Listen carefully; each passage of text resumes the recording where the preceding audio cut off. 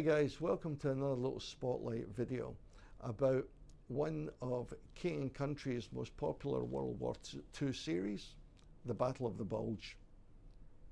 The Battle of the Bulge was a battle that took place, or began, on 16th of December 1944, and it was Hitler's last-ditch gamble to split the Allies and force them to either seek a peace or perhaps to prolong the war. And what he planned on doing was to use his army of approximately 250,000 men that had been gathered in secret behind the German lines and attack through the Ardennes forest in Belgium at what they thought was the weakest part of the Allied line.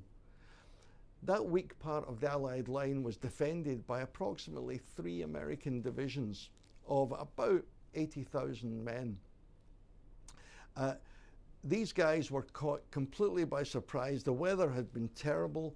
It had been heavy snow, mist, fog, all of that. It had actually grounded the Allied aircraft. So the Germans had been able to assemble this huge force in secret and then force through the Ardennes into Belgium and catch the American defenders by surprise, to such an extent that many of the American troops were forced to retreat. Other parts of those 3 American divisions were cut off and surrounded and were fighting desperately to hold on to their locations. And this is what we're trying to display with these little figures that you see here today. Now, the 12 GIs that we've actually are releasing are all brand new sculpts.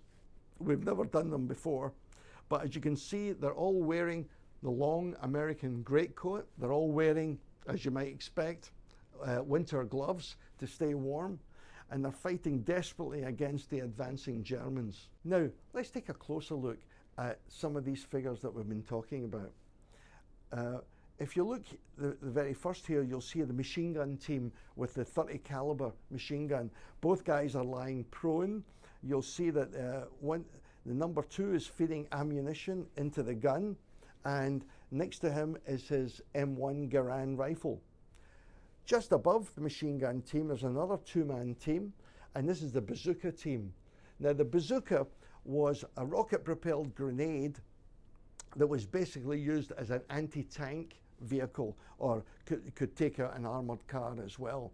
As you can see, the number 1 is holding the weapon on his shoulder, while his number 2 is loading the rocket grenade into the rear of the weapon. You'll also see the number 2 is carrying both of the rifles over his shoulder.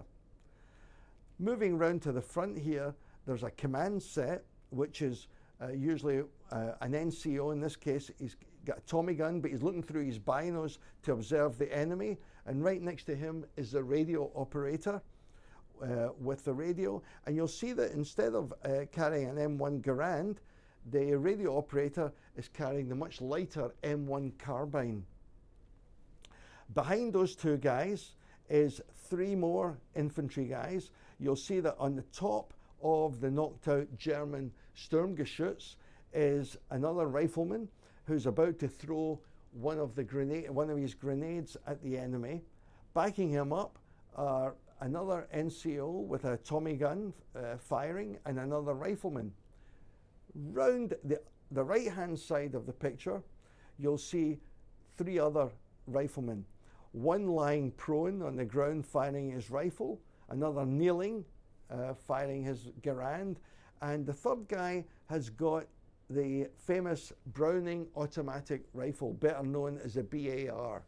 The BAR was designed originally back in the middle of World War I, but saw very little service in World War I, but became famous in World War II, and was even used by American forces during the Korean War. I've actually fired one of these weapons just recently in Texas, and it's really heavy, very difficult to control. Now, a few other facts that come into play with the real Battle of the Bulge. It was the biggest battle that the US Army fought not just in World War II, but in any of the wars that it's fought in its existence. By the end of the battle, the American forces had, in this campaign, went from just 3 divisions to 31 US Army divisions fighting. And that was fully 1/3 of the entire US Army. In the 39 days that the battle took, the American forces lost 19,000 killed, many more thousands wounded, and 23,000 captured. So it's a big story with little figures in this case, but figures that tell a pretty amazing story. So if you'd like to find out more, I recommend that you look into any of the documentaries that are on the Battle of the Bulge that you can find on YouTube, or read any of the books that are out there that are talk about the battle, or maybe collect some of these King and Country figures. Look back at some of the previous King and Country figures that we've produced. Some are still available, or you can find those on eBay. It's a great series to collect, and I hope you'll like these latest editions. Thanks again, and see you next time.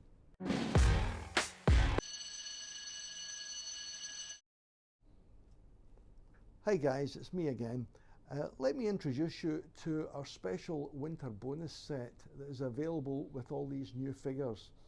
When you purchase all 12 figures, we'll provide you with a special custom painted winter K&C Sherman tank and a special combined price for all 12 figures and the tank. Now, if you had to buy all of these separately, it would come to over $616 US for the 12 figures plus the tank. But if you order them at one time altogether, you'll get it for $499. I think that's incredible value for great figures and a great display piece. So take advantage of this offer. We only have a limited number available, but grab it if you're interested in it, and hope to hear from you soon. Thanks.